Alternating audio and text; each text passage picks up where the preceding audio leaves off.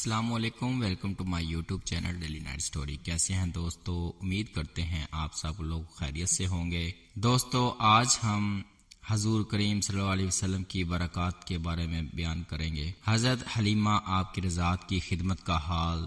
درد بھرے انداز میں بیان فرماتی ہیں۔ سیرت ابن ہشام میں ہے کہ ابن اسحاق سند کے ساتھ روایت کرتے ہیں کہ حلیمہ اپنے چھوٹے دودھ پیتے بچے غالباً عبداللہ کو لے کر اپنے دیہات سے اپنے خاوند کے ہمراہ چل پڑیں، اور بنی سعد کی دوسری عورتیں بھی ساتھ تھیں، اور یہ قافلہ اسی غرض سے نکلا تھا کہ شہر سے شیر خوار بچوں کو گود لائیں گی اور ان کی اجرت سے گزر بسر کا سامان کریں گی، اور وہ سال خشک سالی کا سب لوگ باران رحمت کی آس میں تھے۔ خود حلیمہ کہتی ہیں میں اپنی گدی پر سوار تھی، وہ بھی بھوک پیاس سے ایسی نڈھال تھی کہ بمشکل قدم اٹھاتی تھی، اور میرے پستانوں میں بھی دودھ بالکل خشک ہو گیا تھا، جس کی وجہ سے میرا دودھ پیتا بچہ بھوک کی وجہ سے سوتا نہ تھا، اور ہمارے ساتھ دودھ دینے والی اونٹنیاں بھی بوڑھی لاغر ہو چکی تھیں اور دودھ سے بھاگ چکی تھیں کہ چلو اسی کا دودھ سہارا بن سکتا۔ الغرض ہزار خرابیوں کے باوجود میں مکہ پہنچی، اور میرے ساتھ کی جو عورتیں تھیں وہ سب مجھ سے پہلے جا کر بچوں کو گود لے آئیں، مگر ادھر حضور کریم صلی اللہ علیہ وآلہ وسلم کے ساتھ بھی یہی حال تھا کہ آپ یتیم تھے، جس کی بنا پر کسی عورت نے ان کو قبول نہ کیا کہ اجرت دینے والا عام طور پر باپ ہوتا ہے، اور اسی کے سائے پہ یہ بچہ محروم ہے، تو اجرت کہاں سے ملے گی؟ حلیمہ کہتی ہیں پہلی بار تو میں بھی اسی خیال سے حضور صلی اللہ علیہ وسلم کو چھوڑ آئی تھی، مگر میں نے رات کو اپنے خاوند سے مشورہ کیا کہ بڑے افسوس کی بات ہے کہ صبح کو ہمارا قافلہ جانے والا ہے اور سب کے ساتھ بچے ہیں، اور خدا کی قسم ہم اسی یتیم بچے کو لائیں گے تاکہ ہمیں ہمراہیوں سے شرمندگی نہ ہو۔ میرے شوہر نے بھی حمایت کی، ہاں ضرور اسی یتیم کو ہی لے آؤ، اور مجھے قوی امید ہے کہ اس کی برکت سے ہمارے ہاں خیر و برکت ہو جائے گی۔ حلیمہ کہتی ہیں میں نے جیسے ہی حضور صلی اللہ علیہ وسلم کو گلے لگایا میری چھاتیاں دودھ سے بھر گئی، اور حضور کریم صلی اللہ علیہ وسلم نے خوب سیر ہو کر پیا، اور آپ کا رضائی بھائی بھی آپ کی برکت سے شکم سیر ہو گیا، اور دونوں نے بڑے راحت و آرام سے رات بسر کی۔ اور حلیمہ فرماتی ہیں اسی طرح ہمارا دودھ دینے والا جانور بھی دودھ سے تھل تھل بھر گیا۔ اور حضرت حلیمہ سعدیہ رضی اللہ تعالی عنہا نے جب حضرت عبد المطلب سے حضور کو گود لیا اور اپنی سہیلیوں کے ہمراہ واپس ہوئیں، تو اسی واپسی کے سفر کی داستان حضرت حلیمہ سناتی ہیں کہ میں اپنی گدی پر سوار ہوئی اور حضور میری گود میں تھے، تو وہ گدی اس قدر تیز رو ہو گئی کہ تمام قافلے سے آگے نکل گئی، تو میری ساتھ کی عورتیں یہ دیکھ کر کہنے لگیں اے حلیمہ کیا یہ وہی گدی نہیں ہے جس پر تو آتے وقت سوار تھی؟ میں نے کہا کیوں نہیں، بالکل وہی ہے۔ تو کہنے لگیں اب تو یہ بہت تیز ہو گئی ہے۔ حلیمہ کہتی ہیں غرض اسی برکت سے اور فرحت کے ساتھ ہم اپنے وطن پہنچے، اور وہاں پہلے سے ایسی خشک سالی تھی کہ گھاس کا کوئی پتہ تک ہرا نہ تھا، لیکن حضور کریم صلی اللہ علیہ وسلم کے تشریف لانے سے ہماری بکریاں خشکی کے باوجود جنگل سے خوب سیر ہو کر شکم بھرے آتی تھی اور خوب دودھ دیتی تھیں، جبکہ ساری قوم کی بکریاں جنگل سے بھوکی لوٹتی تھیں اور دودھ کا قطرہ تک نہ دیتی تھیں۔ تو لوگ چرواہوں سے کہتے تم بھی بکریاں وہاں کیوں نہیں چراتے جہاں حلیمہ کی بکریاں چرتی ہیں، لیکن اس کے باوجود بھی ان کی بکریاں خالی پیٹ اور میری بکریاں شکم سیر واپس آتی تھیں۔ حضور پاک صلی اللہ علیہ وسلم کی تیزی سے پرورش فرماتی ہیں غرض یہ کہ اسی طرح ہم نے بہت سی خدا کی برکتیں اور رحمتیں مشاہدہ کی، اور زمانہ اسی طرح امن و محبت سلامتی سے بنتا رہا، حتیٰ کہ کامل 2 سال ہنسی خوشی بیت گئے، اور اسی عرصے میں حضور کریم صلی اللہ علیہ وآلہ وسلم کی پرورش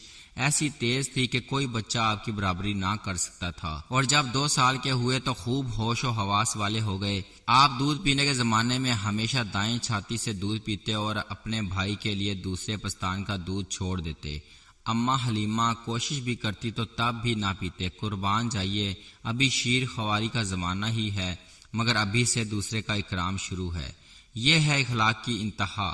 حضرت حلیمہ رضی اللہ تعالی عنہا فرماتی ہیں جب آپ 2 ماہ کے ہوئے تو ہر طرف چلنے پھرنے لگے اور جب آپ 8 ماہ کے ہوئے تو آپ بولنے لگے اور آپ کی بات سمجھی جاتی تھی، اور 9ویں ماہ میں تو بالکل صاف گفتگو فرماتے تھے، اور 10 ماہ کی عمر میں بڑے بچوں کے ساتھ تیر چلا لیتے تھے۔ حضرت حلیمہ فرماتی ہیں کہ حضور کریم صلی اللہ علیہ وآلہ وسلم پر روزانہ ایک ایسی روشنی اور نور اترتا تھا جیسا سورج کی تیز کی روشنی ہوتی ہے، پھر وہ نور اوجھل ہو جاتا۔ اسی طرح برکات اور رحمتوں کا ظہور ہوتا رہا اور آپ کا دودھ پینے کا زمانہ چلتا رہا۔ جب دودھ چھڑایا گیا تو حضرت عبداللہ بن عباس سے مروی ہے کہ آپ کا سب سے پہلا کلام یہ تھا، اللہ اکبر کبیرہ والحمد للہ کثیرہ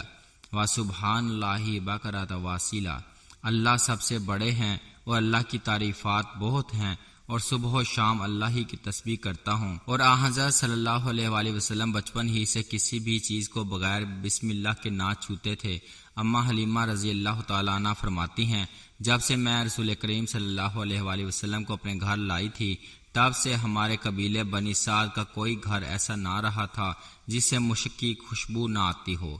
اور اسی طرح لوگوں کے دلوں میں حضور پاک صلی اللہ علیہ وسلم کی محبت اور برکت کا اعتقاد خوب بڑھ گیا، حتیٰ کہ یہاں تک نوبت پہنچی کہ اگر کوئی شخص بیمار ہوتا یا بدن پر کوئی زخم پھوڑا پھنسی نکل آتی، وہ آ کر آپ کا ہاتھ وہاں لگواتا، اور پھر خدا اپنے پیغمبر کے دست رحمت کو خالی واپس نہ کرتا، بلکہ وہ بیمار زدہ بندہ فوراً صحت یاب ہو جاتا۔ اسی طرح بیمار مویشی جانور بھی آپ کے دست رحمت سے ملوایا جاتا اور وہ صحیح ہو جاتا۔ حضرت حلیمہ فرماتی ہیں، جب آپ کی عمر کے 2 سال ہو گئے تھے تو میں معاہدہ کے مطابق آپ کو لے کر واپس مکہ پہنچی، اور دل نہ چاہ رہا تھا کہ حضور پاک صلی اللہ علیہ وسلم کو واپس کراؤں، لہٰذا اسی پریشانی کے پیش نظر میں نے ان کی والدہ حضرت آمنہ سے خوب اصرار اور ضد کی کہ آپ مزید 1 سال کے لیے اس بچے کو دوبارہ میرے ساتھ کر دیجئے، کیونکہ مجھے یہاں اس پر مکہ کی بیماریوں کے پڑنے کا اندیشہ ہے۔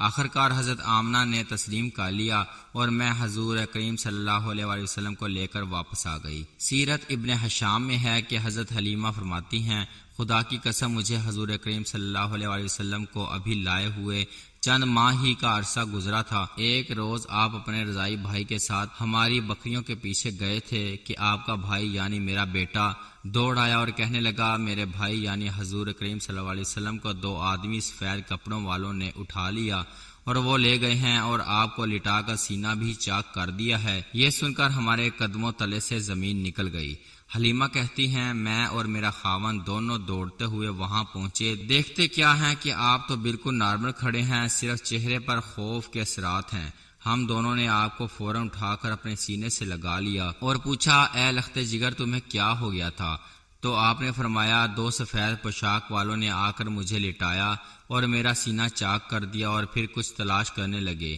پتہ نہیں وہ کیا ڈھونڈ رہے تھے۔ حلیمہ کہتی ہیں، پھر تو میں اور میرا شوہر مستقل آپ کے ساتھ ساتھ رہنے لگے کہ مبادا کوئی ناگہانی مصیبت اس لخت جگر پر نہ ٹوٹ پڑے۔ پھر میرے شوہر نے مجھے کہا، اے حلیمہ، اس بچے کو اس کے گھر پہنچا دینا مناسب ہے، کیونکہ اس کے یہاں رہنے سے ہم کو اندیشہ ہے کہ کہیں کوئی آفت نہ اس کو پہنچ جائے، جس کی جواب دہی ہمیں کرنا ہوگی۔